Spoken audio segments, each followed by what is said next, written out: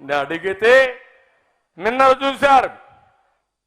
నేను శ్రీశైలం నుంచి బయలుదేరాను యుద్ధవేరి. దారిలో వస్తున్నాను.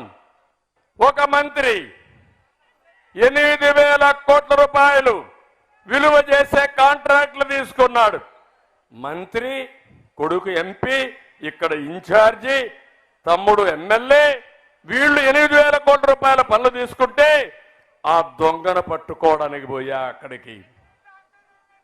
మా తమ్ముడు చెప్తున్నాడు, నేను ఆ పేరు చెప్పను, సిగ్గులేని మనుషులు వీళ్ళు.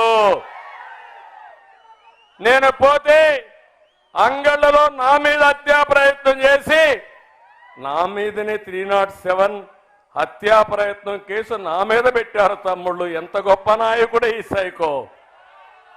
అంటే నేను భయపడిపోవాలని మిమ్మల్ని అడుగుతున్నా, పారిపోవాలని అడుగుతున్నా, ర్యాంప్ దగ్గరికి పోకూడదని మిమ్మల్ని అడుగుతున్నా. నేను పోరాడాల, మీరు మాత్రం ఇంట్లో పడుకోండి.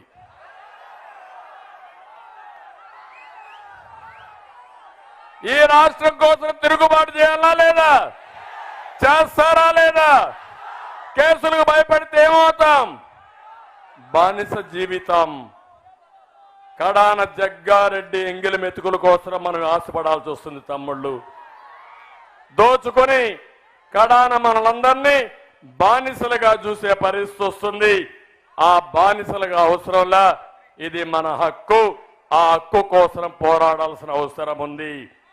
ఈరోజు అందుకనే చెప్తున్నా, నిన్న మొన్న మాట్లాడుతున్నారు నేనేదో బటన్ నొక్కుతున్నానని. ఏం బటన్ నొక్కుతున్నావు జగన్?